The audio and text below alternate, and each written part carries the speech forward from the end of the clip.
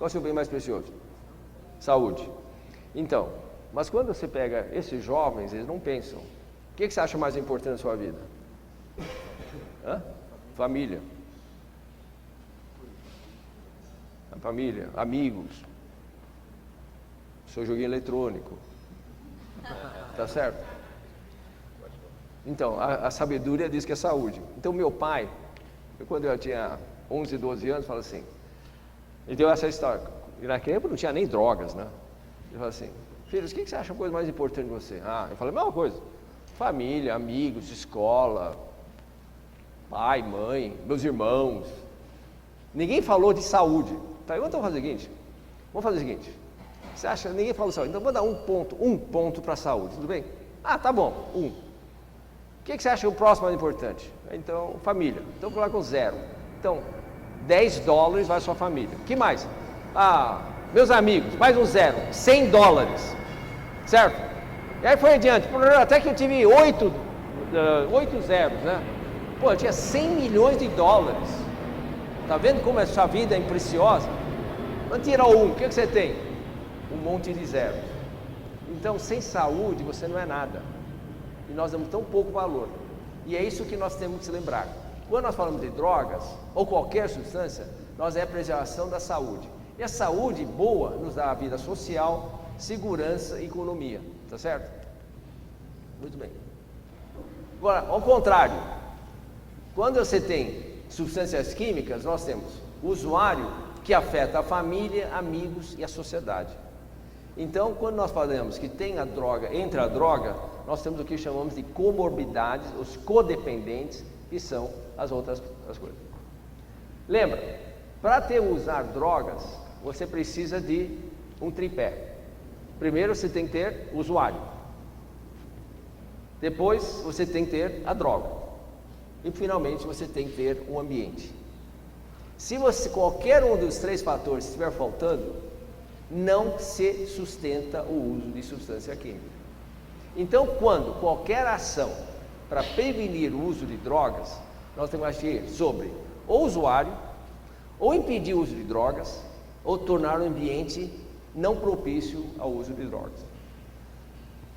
O usuário é individual, cada um tem que agir na sua família. Prevenir algumas drogas, isso é a polícia. Então nós temos que fazer o quê? Tornar o ambiente que nós convivemos, o ambiente que nossos filhos convivem, certo? Isento de drogas. Uma pergunta: quantos de vocês, aqui eu acho que todos vocês, né? Porque eu sempre falo, quando eu tenho que fazer essas palestras, estou falando para os pais que não precisam de falar sobre drogas, porque estão interessados em seus filhos. Quem deveria ouvir isso é quem não está aqui. Mas quantos de nós percebemos algumas vezes quem são os amigos de seus filhos? Você sabe? Agora, o seu pai sabia quem eram seus amigos, porque a comunidade era diferente. Eu aposto que vocês não sabem com certeza quem são amigos de seus filhos. A senhora tem certeza que sabe? A senhora tem certeza? Sabe por quê? Facebook, certo? A comunidade de nossos filhos hoje é mundial. A minha filha fala com quem está em Dubai. Tem outra amiga em Hong Kong que ela nunca viu na vida, certo? E nós não temos acesso às informações. Está claro? Então, é necessário, já que vocês acham que já ouviram uma palestra sobre a networking, né? Certo? Como nós temos que proteger isso, mas é praticamente impossível. Mas é necessário que a gente dê os instrumentos, informe aos seus filhos e, inclusive, bloquear o acesso a deles. Porque eles têm mais informações que a gente. Por que é importante que nós vamos falar daqui a pouco? Porque eu tenho certeza que quando algum de vocês, ou alguns parentes seus, confrontou seu filho com drogas, olha, maconha faz mal, eu falo assim, pai, está por fora. O que maconha faz aqui? Ele sabe quase tudo. Que maconha dá de prazer. E você não sabe nada. Certo? É por causa disso, muitas vezes, os pais têm medo de enfrentar os filhos falando sobre drogas, para não parecer ignorante. Então tá bom, vai, você sabe, tá bom, então... Tá. Não é assim. Nós temos que conhecer o inimigo, certo? Já falava isso há muito tempo. para enfrentar qualquer guerra, e tenha certeza, é uma guerra grande que vem aí pela frente, certo? O Uruguai já está autorizando, certo? Legalizando maconha. Aqui tem um movimento grande para legalizar, apesar que 65% da população brasileira é contra, certo? Nós não fazemos nossas leis, são outras pessoas que fazem as leis, e assim por diante. Então, isso não quer dizer que você não possa impedir seu filho de experimentar ou conhecer as drogas. Por quê? Aí vocês têm que saber mais.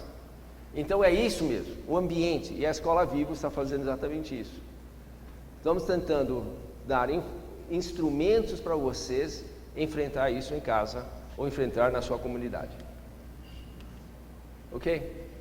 O uso de uma droga leva a outra, isso é muito importante. Por que não podemos permitir que nossos filhos experimentem álcool ou cigarro?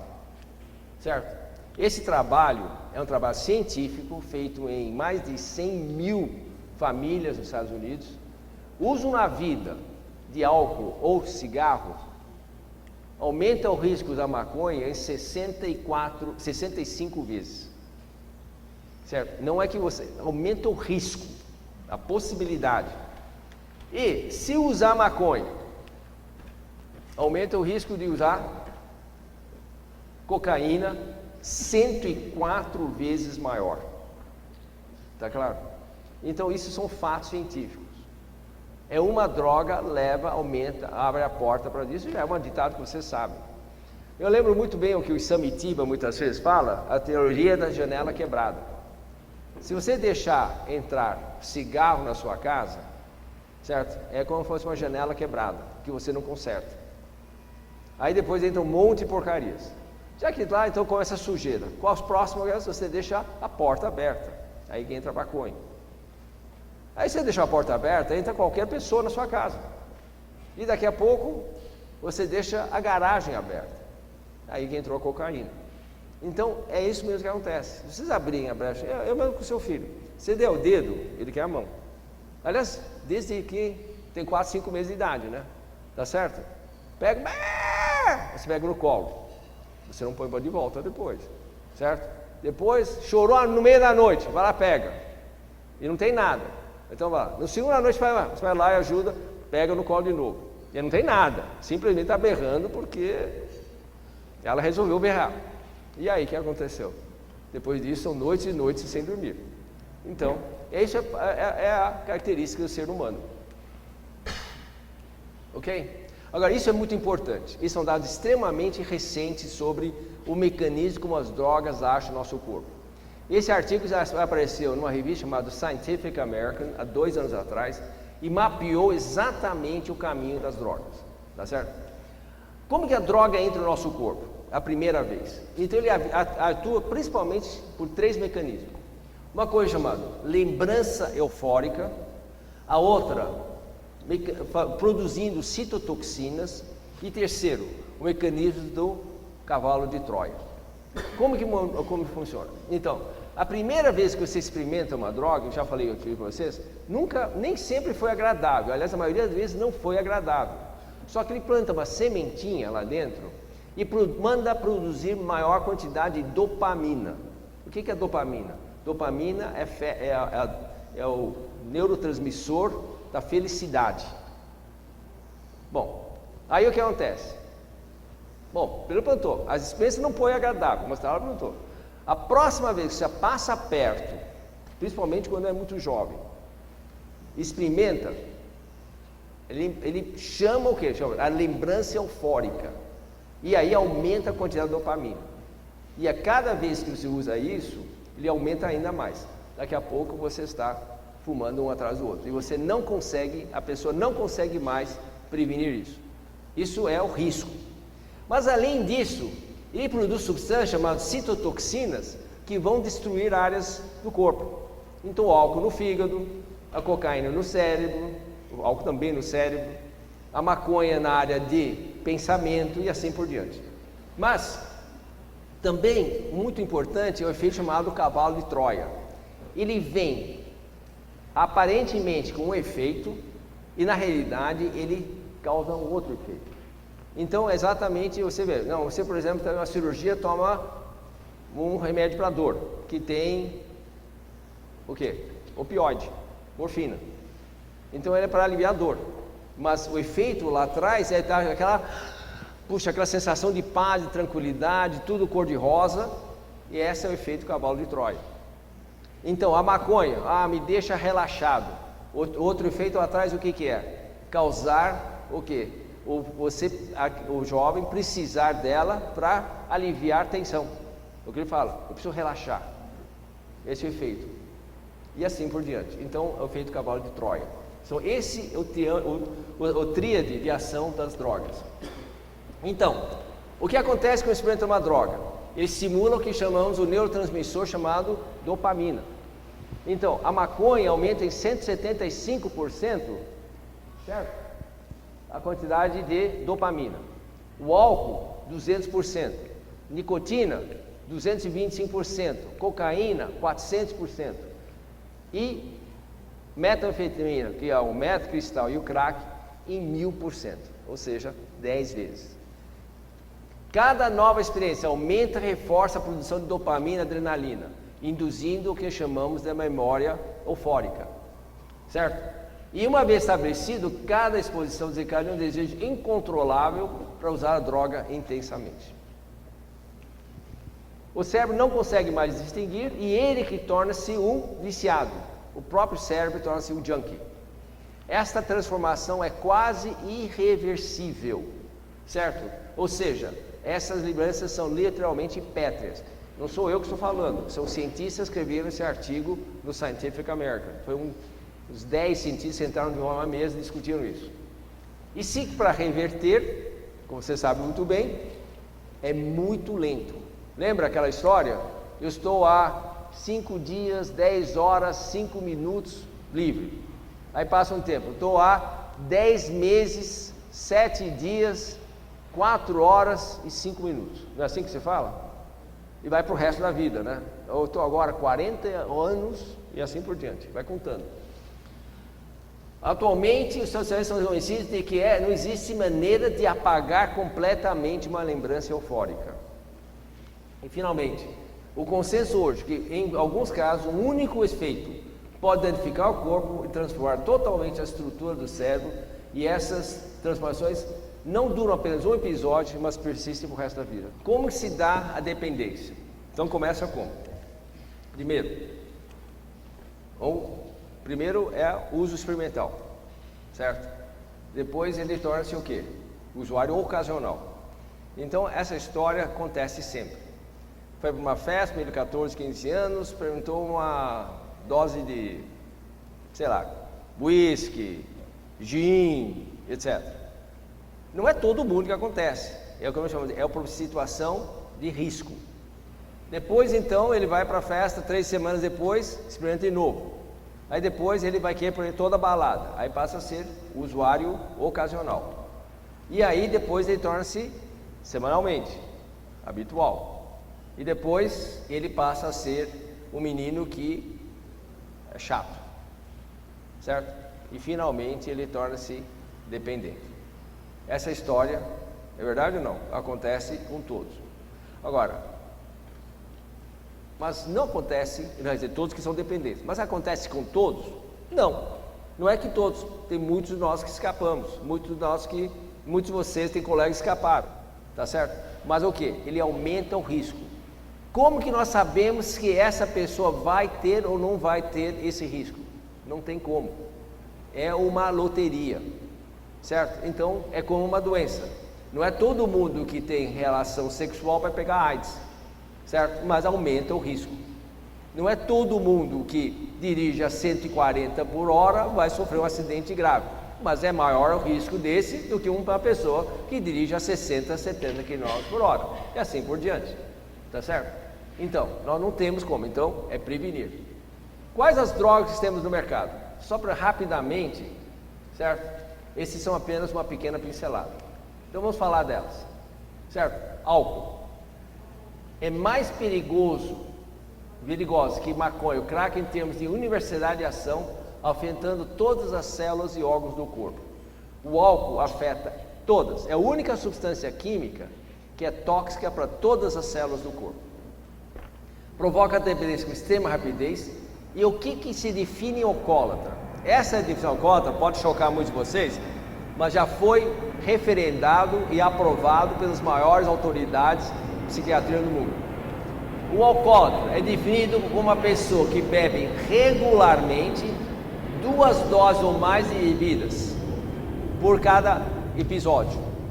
Isso quer dizer, mais que 2 doses de destilados, a pessoa que toma mais que 2 doses de whisky, cachaça, gin, vodka, etc., 900 ml de cerveja ou 3 taças de vinho.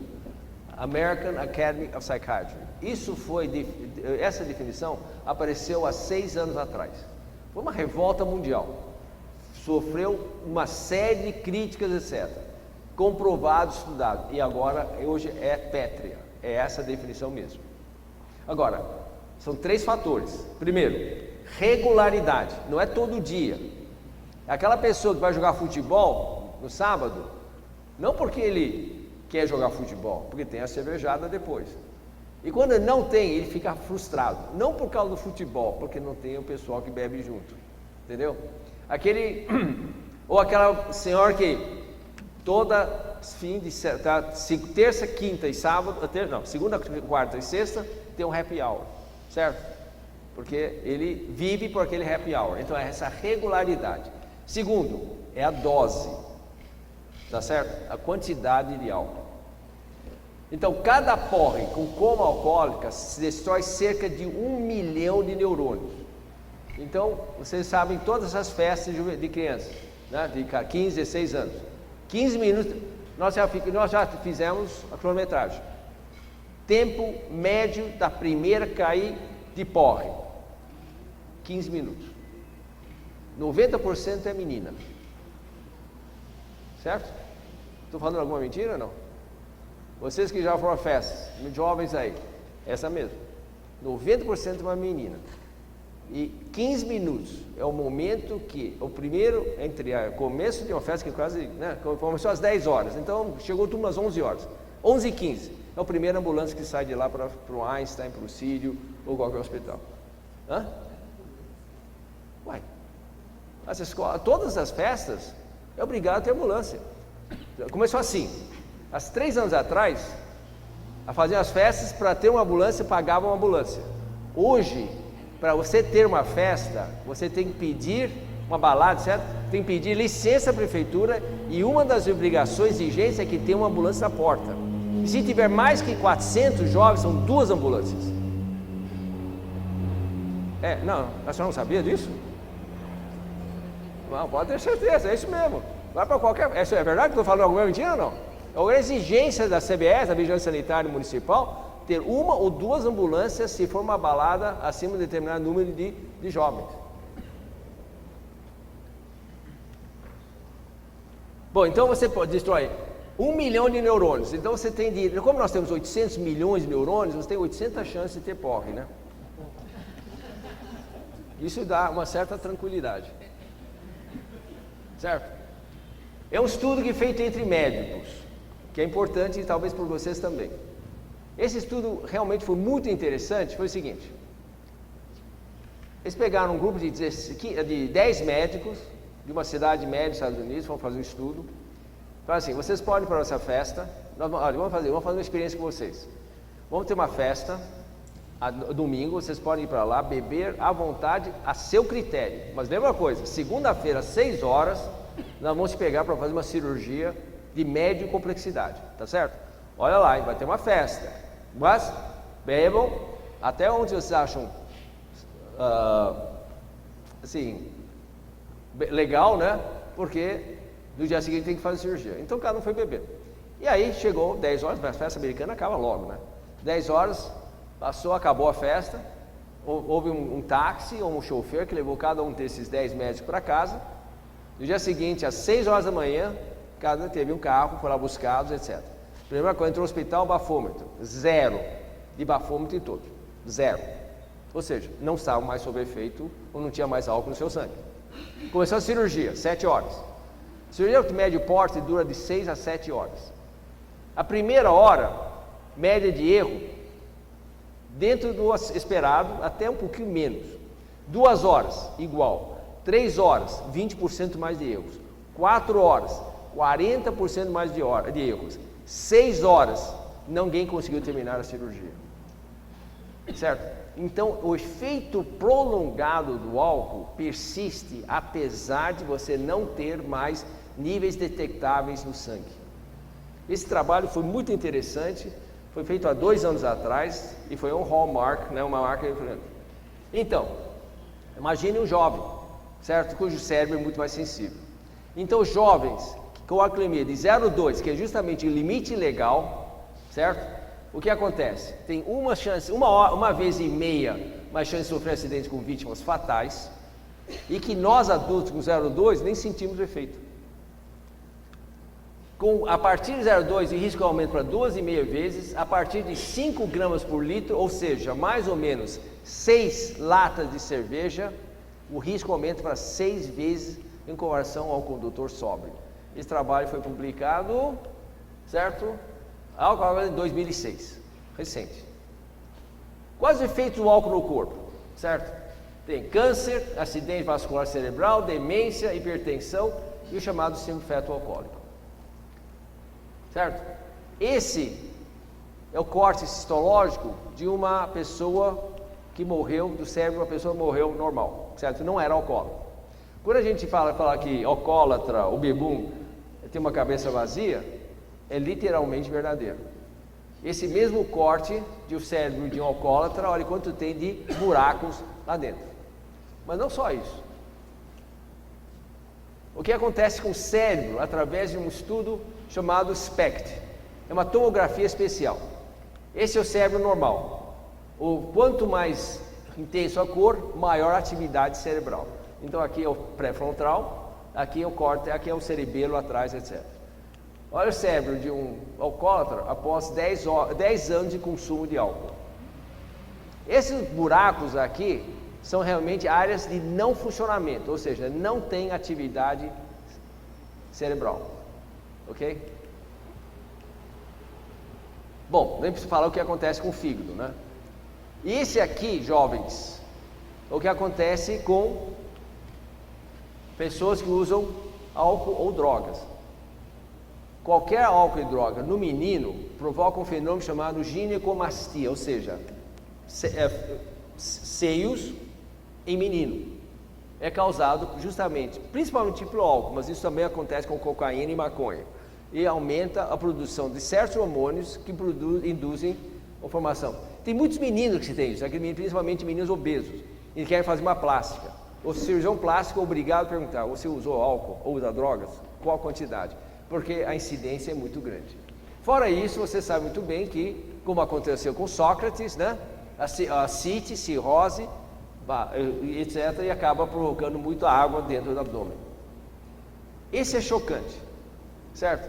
Quando a gente fala sobre malformações do feto, a gente pensa em talidomida.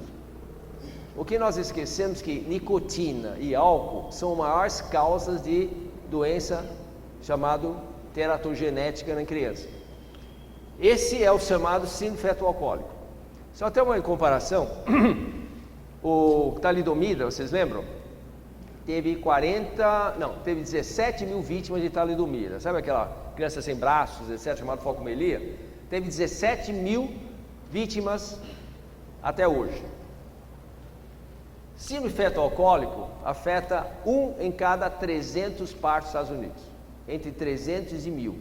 Por ano, nascem mais ou menos 2.000 crianças nos Estados Unidos com síndrome feto-alcoólico. É muito mais frequente que nós. Então, esse é algumas características da criança com fronte, com essas malformações. Olha o que acontece com o cérebro. Esse é o cérebro de uma criança de 6 semanas que morreu de um problema de coração, e esse é o cérebro de uma criança de 6 semanas cuja mãe era alcoólatra. Cigarro e nicotina é um dos vícios mais difíceis de combater, é cada vez mais frequente em adolescentes. Ele contém mais de 400 substâncias carcinogênicas, tudo isso você sabe, né? E mais de 4.000 substâncias nocivas à saúde. É causa importante de infarto e hipertensão. É um dos fatores que predispõem a alergias e asma na infância e que facilitam a introdução a outras drogas. São algumas doenças associadas ao cigarro. O mais importante para todo mundo é que ele envelhece precocemente. Mas olha, enxaqueca, hemorragia, insuficiência cardíaca, meningococcemia, infecções, otite média, etc. E o narguilé? É hoje um hábito entre jovens de fumar narguilé. Faz mal? Olha, são dados da Organização Mundial de Saúde, tá? A água não absorve nem filtra o carbono da fumaça. As substâncias nocivas são pouco filtradas pela água. É composto de tabaco, nicotina e outros venenos. Mais importante, segundo dados da Organização Mundial de Saúde, certo? Em 2005, uma sessão costuma durar 20 a 60 minutos. E um fumante de uma grande narguilé pode engolir até 50 litros de fumaça, ou a mesma quantidade de 100 cigarros em uma hora. O OMS declarou que quem usa narguilé com frequência está sujeito a mesmo desejo fumante convencional. E mais importante, adulteração no cigarro, no tabaco, associar maconha, crack e mescalina. Maconha é a principal droga ilícita entre jovens, é a droga mais perigosa e nociva para adolescente, conserva a informação. Ele causa dependência. Quem diz maconha não causa dependência não sabe o que está falando. No meu consultório, de 50 adolescentes que entraram por causa de dependência, os 50 era por causa de maconha. Nicotina eles acham que nem é problema. Cocaína, nenhum. Teve um caso, aliás, teve um caso, certo? Mas não levou à dependência. A dependência era... Eu faço o desafio. Vê se vocês conseguem largar maconha por 6 meses.